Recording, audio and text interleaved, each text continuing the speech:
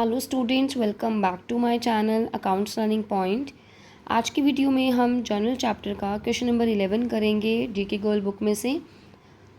In 2019 on January 6 purchase goods from Henry for ₹50,000 on 10% trade discount and 4% cash discount and paid 60% amount by check.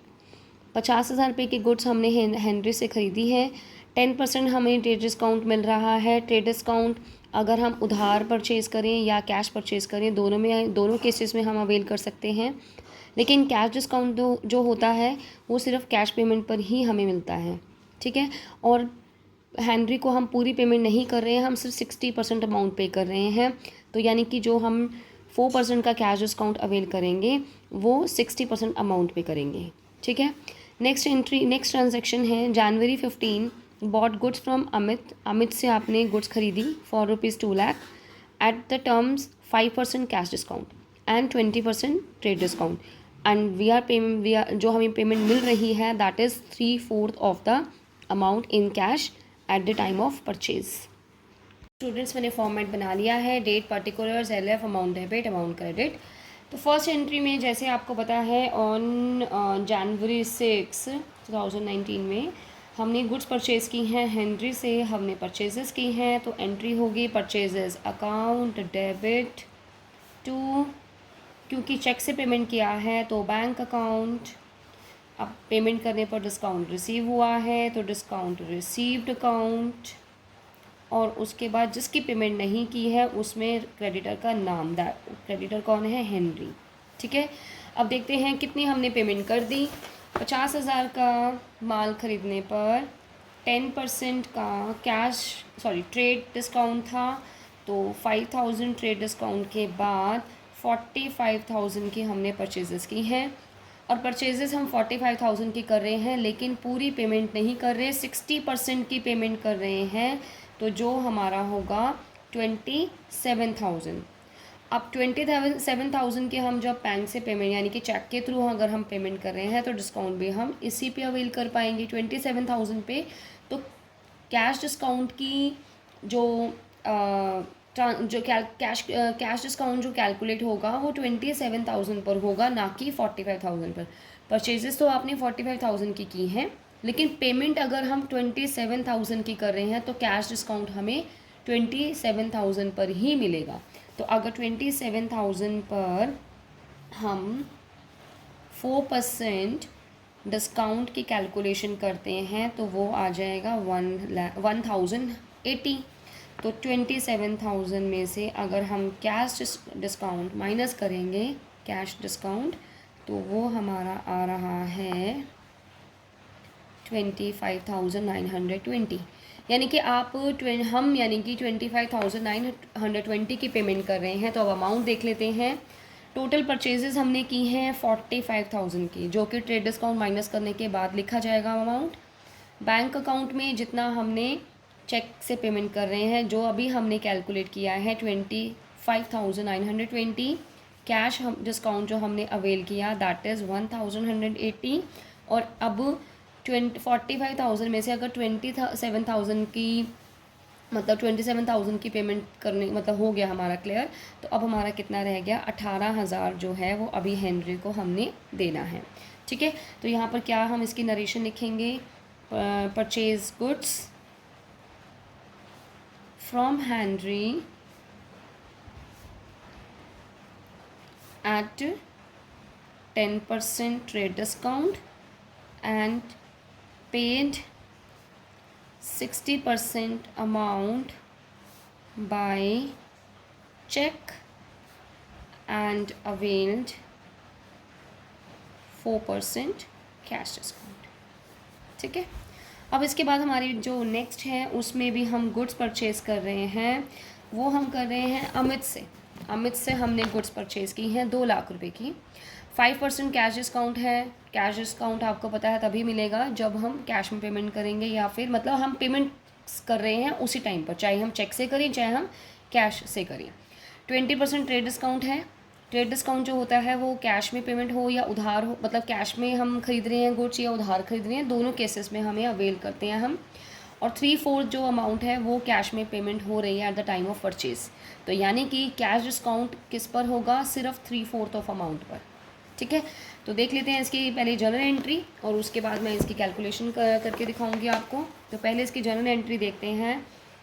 Purchases account debit to cash account, क्योंकि अब हम cash में payment कर रहे हैं और discount हम avail कर रहे हैं। Discount received account to Amit. Amit क्यों लिखा, क्योंकि सारी पेमेंट नहीं कर रहे, उधार भी है। ठीक है, तो पहले इसका हम कैलकुलेशन देख लेते हैं।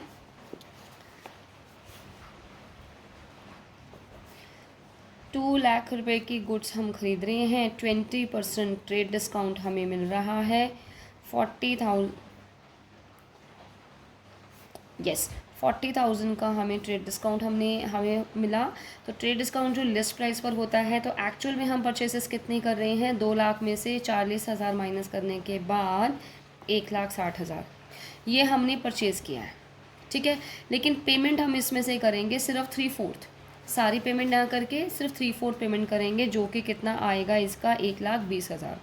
अब 1,20,000 का हम डिस्काउंट हमें मिल रहा है 5%।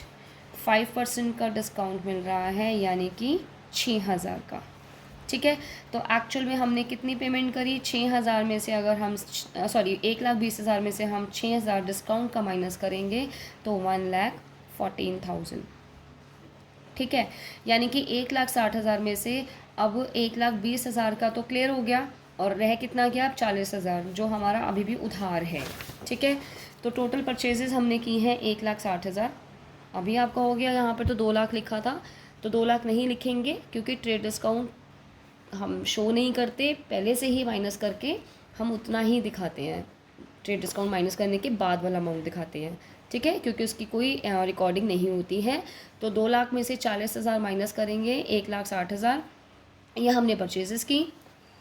1,14,000 का हमने पेमेंट कर दिया है और हमें 6,000 रुपये का हमें डिस्काउंट मिल गया था और 40,000 रुपये अभी रह गया, क्योंकि 1,60,000 में से 1,20,000 का क्लियर हो गया, 40,000 अभी भी उधार है। ठीक है, तो अब इसमें सेम ऊपर वाला ही था वैसे, बस उसमें चेक से पेमेंट कर रहे थे और इसमें हमने कैश में पेमेंट किया है। परचेज गुड्स फ्रॉम अमित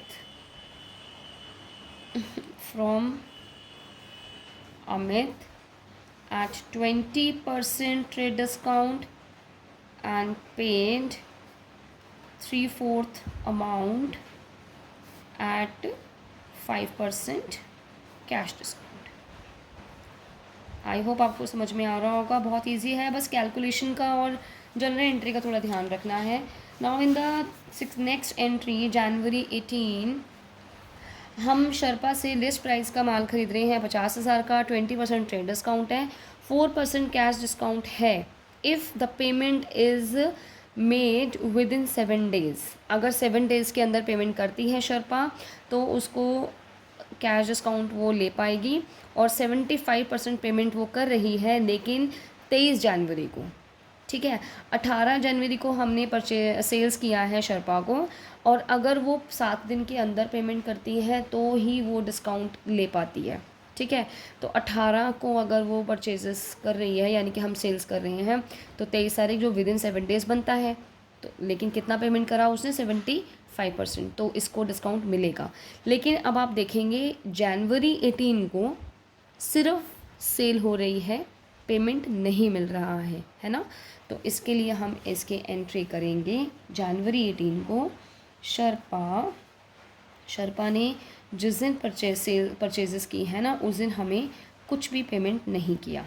ठीक है, तो 2,50,000 का अगर हम 20% निकालेंगे 10,000, यानी कि सिर्फ वो 40,000 की अभी परचेजेस कर रही है, यानी कि हमने सेल्स कितने की करी है, 45,000 की। तो यहाँ पर आ जाएगा सेल्स या सोल्ड गुड्स टू शर्पा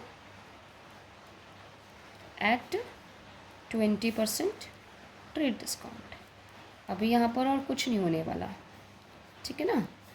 अब क्योंकि पेमेंट हमें 7 दिन के बाद मतलब विदिन 7 डेज़ जो कि 23 को मिल रही है। तो अब यहाँ पर हम लिखेंगे क्योंकि चेक से मिल रही है तो बैंक अकाउंट डेबिट हमें मिल रहा है ना, तो बैंक अकाउंट डेबिट। अब हम डिस्काउंट भी उसको अलाउ कर रही हैं क्योंकि वो 7 दिन के अंदर अंदर हमें पेमेंट कर रही है, तो discount allowed account debit to Sharpa. लेकिन अब हम इसकी कैलकुलेशन देख लेते हैं, इसका अमाउंट कितना कितना आएगा।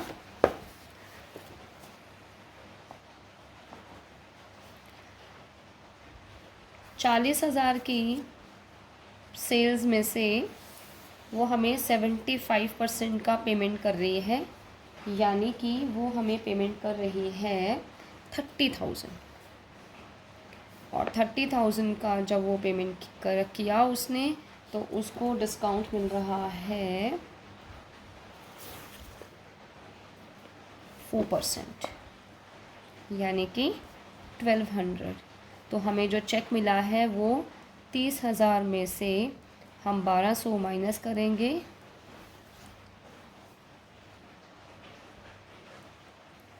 ठीक है। तो हम इसका क्या लिखेंगे अब यहाँ पर, 28,800 का हमें चेक मिला, 1200 रुपये उसने डिस्काउंट उसको हमने अलाउ किया और 30,000 रुपये की पेमेंट हो गई है, ठीक है। 30,000 40,000 में से 30,000 का क्लियर हो गया है। हम यहाँ लिखेंगे Sherpa paid 75% amount within 7 days and 4% cash discount allowed, या फिर शी अवेल्ड, ठीक है। आई होप आपको समझ में आ रहा होगा। अब हमारी लास्ट एंट्री रह गई है जनवरी 25 की। इसमें हमने गरिमा को गुड्स सोल्ड किया है 1 लाख का, ठीक है, और उसको 20% ट्रेड डिस्काउंट है, 4% कैश डिस्काउंट, 5% कैश डिस्काउंट है अगर पेमेंट वो 15 दिन के अंदर करती है गरिमा। 1/4 वो पेमेंट चेक से कर रही है 5 फरवरी को, और अब जो 5 फरवरी को पेमेंट करने के बाद जितना 5 फरवरी को 1/4 पेमेंट करने के बाद जितना अमाउंट बचता है उसका 60% पेमेंट कर रही है 15 फरवरी को कैश में, ठीक है।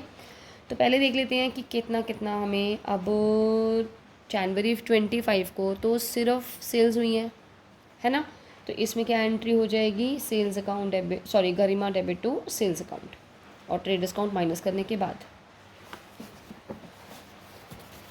गरिमा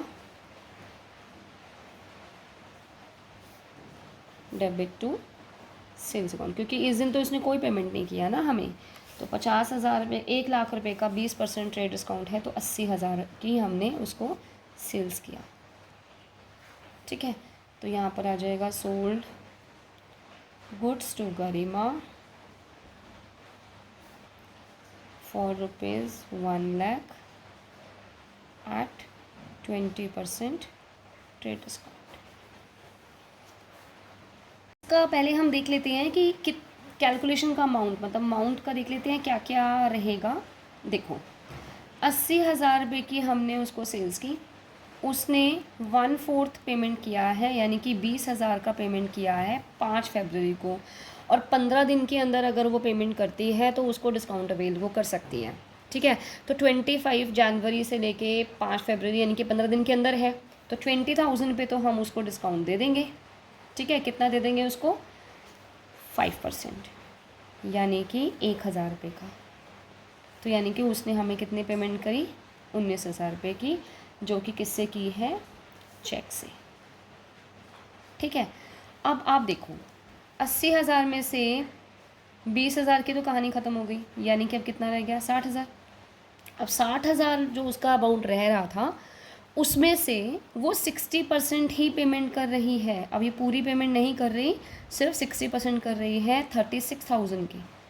अब ये 36,000 जो हमें मिल रहा है वो 15 फरवरी को मिल रहा है, यानी कि 25 को, जनवरी 25 को गुड्स हमने उसको सेल करी थी, और डिस्काउंट वो तभी ले सकती थी अगर वो 15 दिन के अंदर पेमेंट करती। अब उसने पेमेंट जो 15 फरवरी वाली है वो काफ़ी लेट हो गया है, 15 दिन का टाइम निकल चुका है, तो इस अमाउंट के ऊपर उसको कोई डिस्काउंट नहीं मिलेगा। ठीक है, तो आइए इसकी जर्नल एंट्री करते हैं और अमाउंट को लिखते हैं। इसकी जर्नल एंट्री अब हम करेंगे